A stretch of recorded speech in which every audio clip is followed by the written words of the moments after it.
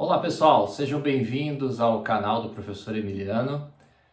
E na aula de hoje a gente vai falar um pouquinho sobre nomenclatura de compostos orgânicos. Essa é a parte 1, ok? Vamos lá.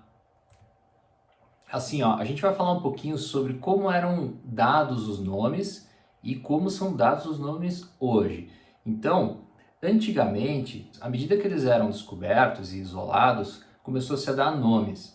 Então, os primeiros nomes que se deu para os compostos orgânicos eram nomes baseados nas propriedades e na ocorrência da natureza. Vou dar o exemplo da glicose.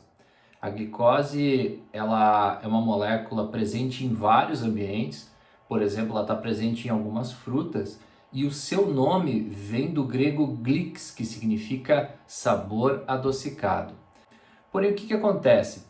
À medida que foi aumentando a quantidade de moléculas descobertas, os nomes começaram a faltar. Imagina, você tem dezenas, centenas, milhares de compostos e você vai dar um nome específico para cada um.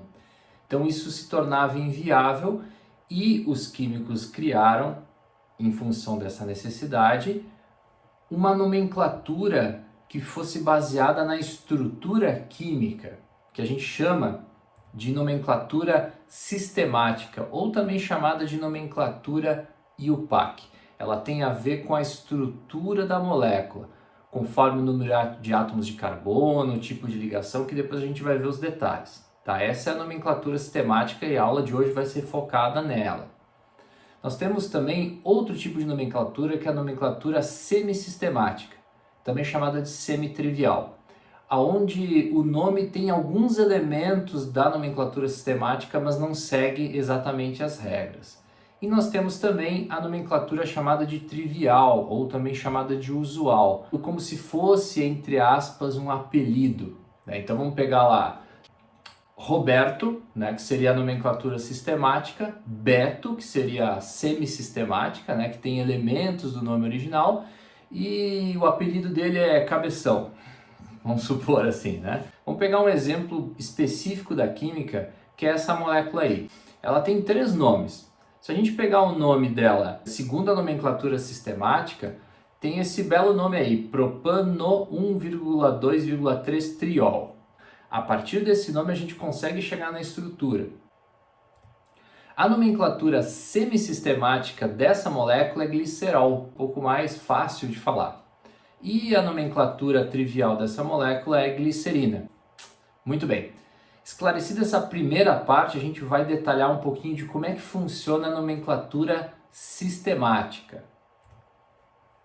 Bom, a nomenclatura sistemática, ela tem o que a gente chama de sintaxe. Ela tem uma estrutura que é composta por um prefixo, e esse prefixo está relacionado ao número de átomos de carbonos presentes nessa molécula. Depois a gente vai ter um infixo, que está relacionado ao tipo de ligação química entre esses átomos de carbono. E por fim a gente vai ter o sufixo, que está relacionado à classe de compostos ou à função química que essa molécula pertence. Feito? Então essa é a base da nomenclatura, prefixo, infixo, sufixo. Vamos detalhar um pouquinho o que seria o prefixo. Então eu falei para vocês que o prefixo está relacionado ao número de carbonos. Então a gente tem, para cada quantidade de átomos de carbono na molécula, a gente tem um prefixo associado. Os 4 primeiros são exclusivos da química, met, et, prop e but. Pode acompanhar aí na tela. A partir do 4º, 5º, 6º e assim por diante, são prefixos usados em outros ambientes. Por exemplo, 5 carbonos, pente. Uma estrutura que tem 5 lados iguais é um pentágono. Ou então, se o seu time de futebol ganhou 5 vezes o campeonato, ele é pentacampeão. Pá, professor, mas o meu time não ganha jogos, não ganha campeonatos. O que eu faço? Bom, nesse caso, aí tu vai ter que ficar com o pentágono. A gente também tem o infixo. O que o infixo é? O infixo está relacionado ao tipo de ligação. Então o padrão é a ligação simples. Toda vez que tiver ligação simples, só ligação simples, a gente vai usar o AN, que também pode ser uma forma de responder uma pergunta quando a gente não ouviu a pergunta, né? A gente fala AN. Quando tiver uma ligação dupla, a gente usa o EN. Quando tiver tripla, a gente usa o IN. E assim por diante. Depois a gente vai ver exemplos de como é que isso funciona. E por fim, o sufixo. Sufixo está relacionado à classe de compostos. Os exemplos que eu vou dar na aula de hoje são todos do tipo hidrocarbonetos. Então todos vão terminar com a letra O. Hidrocarboneto. Por exemplo, se eu fosse um composto orgânico, eu seria o hidrocarboneto, porque o meu nome é Emiliano. Como é que isso funciona? Como é que essa estrutura base funciona? Então vamos começar com o hidrocarboneto mais simples, o que tem a menor quantidade de átomos de carbono, que é esse aqui. 1 carbono e 4 hidrogênios. Como é que seria a lógica? Prefixo, infixo, sufixo. Esse é o único caso que a gente não vai ter exatamente essa estrutura, porque este é o único composto orgânico do tipo hidrocarboneto que só tem um carbono, então não tem ligação entre carbonos. Por convenção, a gente usa o infixo -an, então o nome desse composto vai ser metano. Met, de um carbono, -an, para ter alguma coisa no meio, e o final O, de hidrocarboneto. Vamos pegar o segundo caso? O segundo caso tem 2 carbonos. Prefixo -et, infixo -an, final O. Esse é o etano. Não é tão difícil, né? Vamos lá. Esse aqui tem 2 carbonos e uma ligação dupla. Então o padrão é ter ligação simples. Se tiver só ligação simples, a gente usa o AN. Se tiver uma dupla ou tripla, daí a gente usa o EN ou IN. Nesse caso, a gente vai ter que usar o EN. Então vai ficar eteno. Importante saber, o eteno também é chamado de etileno. Lembra a nomenclatura semissistemática? É importante você saber. Próximo exemplo, tem uma ligação tripla. Então, se o que tinha dupla é eteno, esse aqui vai ser o etino, também conhecido como acetileno. Beleza? Tranquilo, né? Próximo exemplo, letra E.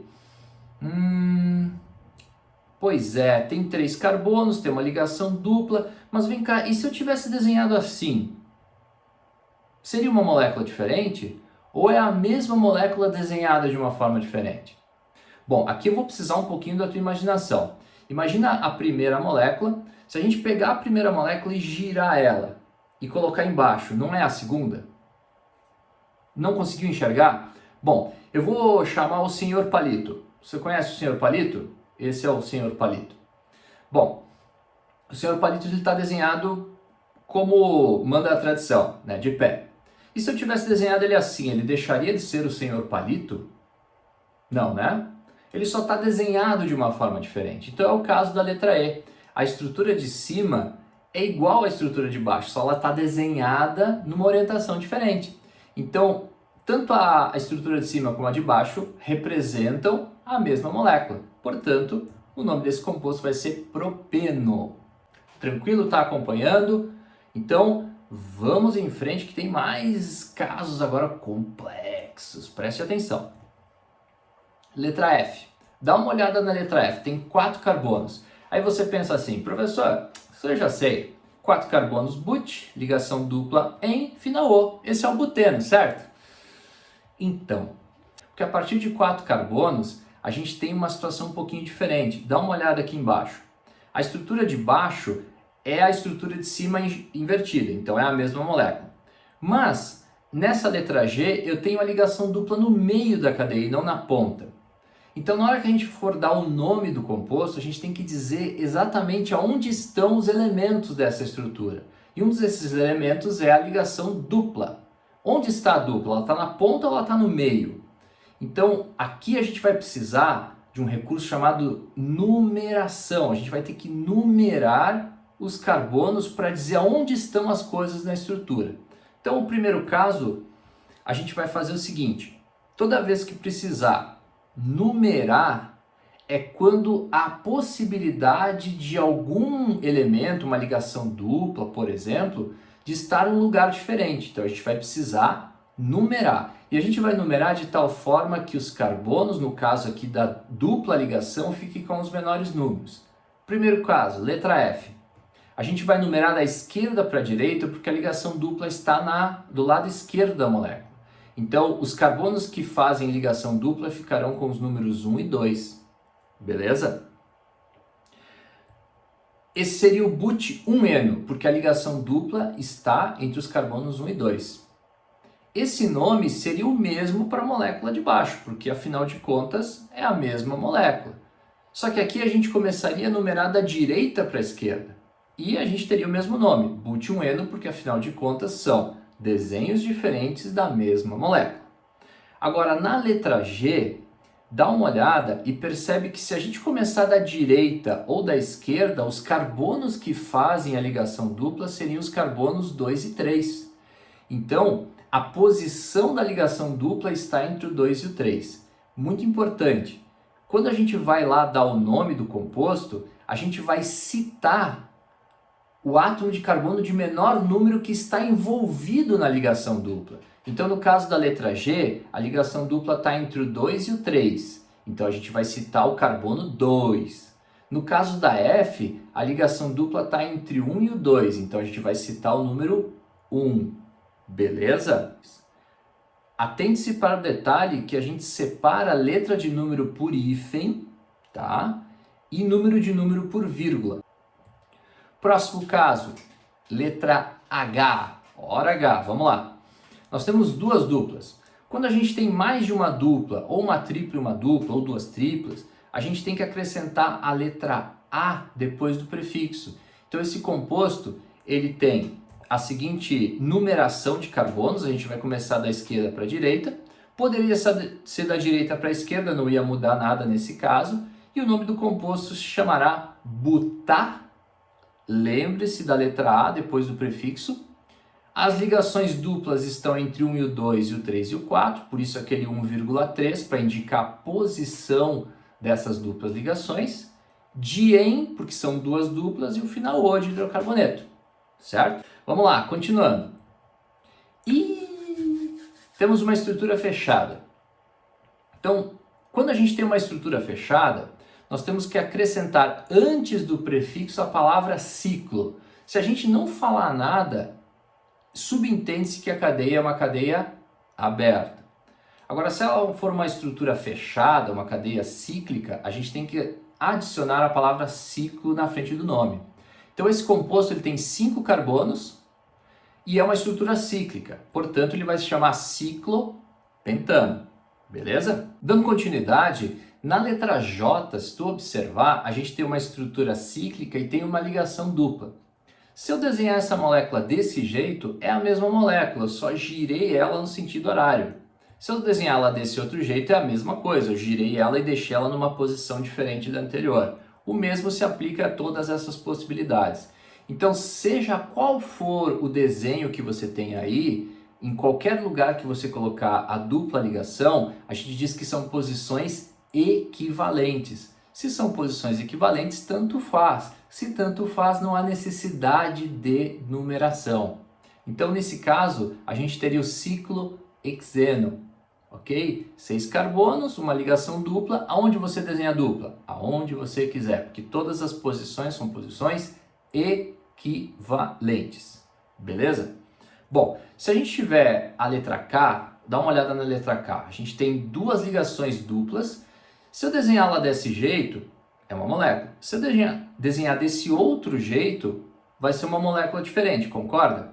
Porque as posições das ligações são diferentes. Você tem uma dupla, uma simples e uma dupla. Do outro lado você tem uma dupla, uma simples e uma dupla. Então não é uma configuração, não é uma organização diferente da primeira molécula. A segunda molécula é uma outra molécula, é uma outra substância. Logo vai ter um outro nome. No primeiro caso, a gente vai numerar no sentido horário, começando pelo carbono que faz a dupla, regra do menor número, lembre-se disso. E aí o nome do composto vai ficar ciclohexa 1,3 dieno, beleza? Ciclo, porque é uma estrutura fechada, hex, porque tem 6 carbonos, o A, porque tem mais de uma dupla, O 1 e o 3 são as posições das ligações duplas, entre o 1 e o 2, o 3 e o 4. Dien, porque tem ligação dupla, e o final O de hidrocarboneto. O segundo caso, a gente vai ter a mesma configuração de numeração, só que as ligações duplas não estão mais entre o 1 e o 3, está entre o 1 e o 4. Então a diferença vai ser apenas um número nesse caso. Ciclo hexa 1,4 de N. Tranquilo? Você deve estar olhando aí e pensando, não é tão difícil, também não é tão fácil, tem que praticar. Falando em praticar, eu tenho um agora com você. Eu vou ler com você. Atenção! Considere o composto ciclopentano. Escreva a fórmula estrutural de outros 2 hidrocarbonetos de cadeia normal com a mesma fórmula molecular que o ciclopentano e dê seus respectivos nomes. Não é uma questão fácil, tá? Mas na hora que você for chegar nas estruturas, você desenha a fórmula estrutural e dá o nome. A dica é, são 2, certo? Depois que você terminar de fazer essa questão, você vai olhar ali na descrição do vídeo, vai ter o gabarito dessa questão. Então você pode conferir se acertou ou não. Ok? Até a próxima aula. Um abraço.